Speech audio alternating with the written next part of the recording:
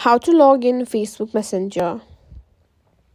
If you're having trouble logging into your Facebook Messenger or just need a refresher, you're in the right place. In today's video, I'm going to show you how to log into Facebook Messenger step by step. So let's get started. First, make sure you have the Facebook Messenger app installed on your phone. If you don't have it yet, head over to the App Store or Google Play and download it.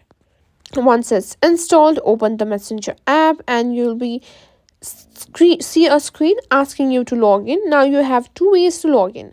You can simply use your Facebook credentials or your phone number.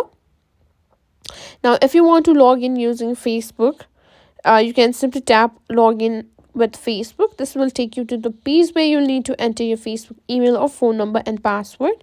Here you can simply enter your Facebook login details and simply tap on login. This will log you directly into Messenger using your Facebook account.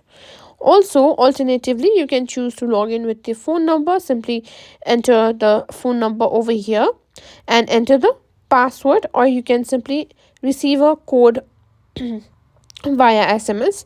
Enter that code and you'll be logged into Messenger. And that's it. That's how you can simply log into your Facebook Messenger app.